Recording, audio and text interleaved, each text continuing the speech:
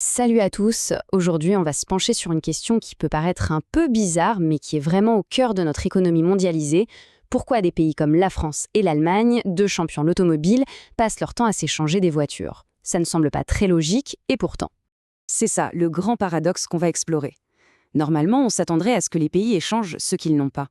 Mais des voitures contre des voitures, ça semble redondant?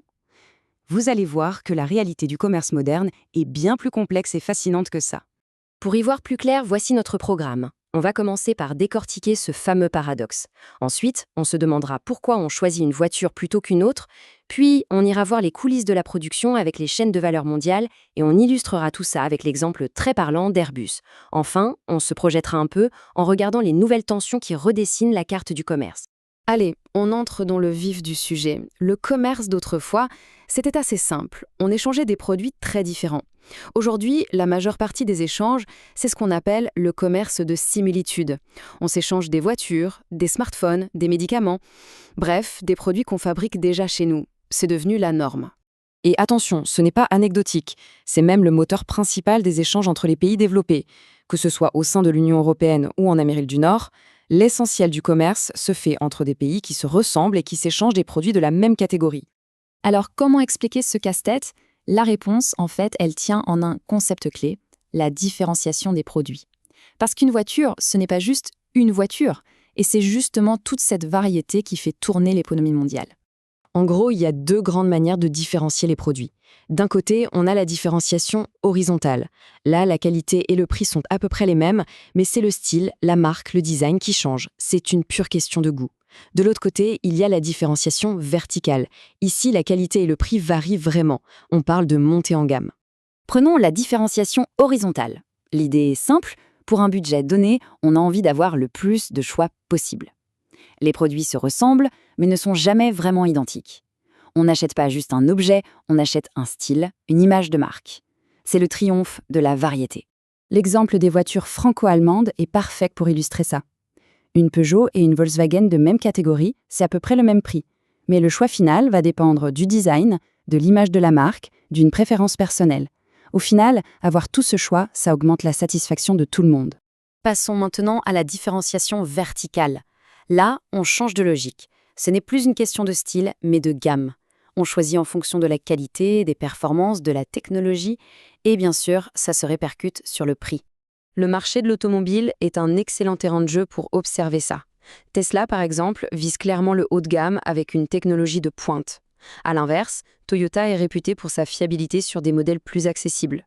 Du coup, chaque constructeur, et donc chaque pays, va se spécialiser sur un créneau. Et c'est une autre raison qui justifie les échanges. Ok, on a compris la logique du côté du consommateur. Maintenant, on va changer de perspective et regarder comment les entreprises s'organisent. Parce qu'on est passé d'un commerce de produits finis à un commerce de tâches. Et c'est là que tout s'imbrique. Ce commerce de produits similaires a poussé les entreprises à repenser toute leur production. Pour rester compétitives, elles ont commencé à découper la fabrication en plein de petites étapes et à répartir ces étapes dans le monde entier. C'est ça qu'on appelle la fragmentation de la chaîne de valeur. L'idée est simple. Au lieu de tout faire dans une seule usine, de A à Z, on décompose tout. La conception dans un pays, la fabrication des pièces dans un autre, l'assemblage encore ailleurs, on confie chaque étape au pays le plus performant pour la réaliser. Et il faut sortir du cliché qui dit qu'on cherche seulement la main-d'œuvre la moins chère. C'est bien plus stratégique que ça. On va mettre la recherche là où il y a les meilleurs ingénieurs, le siège social là où la fiscalité est plus douce et la distribution au plus près des grands marchés. Chaque lieu a son avantage spécifique. Bien sûr, tout ça n'est pas arrivé par magie. Ça a été rendu possible par 3 grandes révolutions. D'abord, la baisse des barrières commerciales, notamment avec l'OMC. Ensuite, la révolution d'Internet, qui permet de coordonner tout ça à distance. Et enfin, la globalisation financière, qui a facilité les investissements partout dans le monde. La conséquence directe de cette fragmentation, c'est l'explosion du commerce intra-firme. C'est assez fou, mais une part énorme du commerce mondial aujourd'hui, ce ne sont pas des échanges entre des entreprises concurrentes, mais bien entre les différentes filiales d'une même multinationale. Pour que ce soit encore plus concret, prenons un exemple que tout le monde connaît, un vrai symbole de cette coopération européenne, Airbus.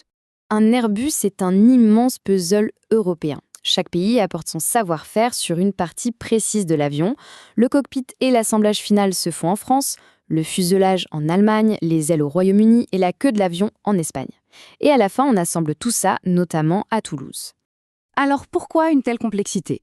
L'objectif est purement économique. En confiant la production de chaque pièce à un site hyper spécialisé, Airbus peut produire en très grande quantité.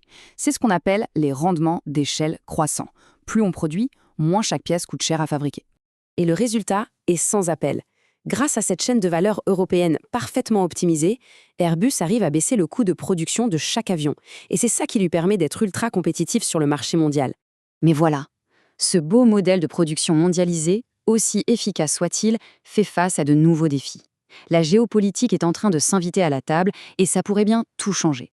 Les tensions entre les grandes puissances, on pense évidemment à la rivalité entre la Chine et les États-Unis, créent beaucoup d'incertitudes.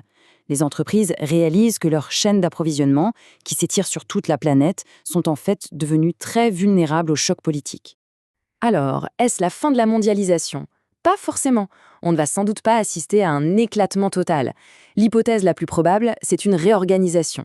Les chaînes de valeur pourraient devenir plus courtes, plus locales, plus régionales, pour réduire les dépendances et mieux maîtriser les risques. La grande question est donc là. Est-ce que cette chaîne de valeur mondiale touche à sa fin, ou est-ce qu'elle est simplement en train de se transformer pour devenir plus locale, plus sûre, mais peut-être aussi plus chère? C'est tout l'enjeu des années à venir. Merci d'avoir suivi cette analyse.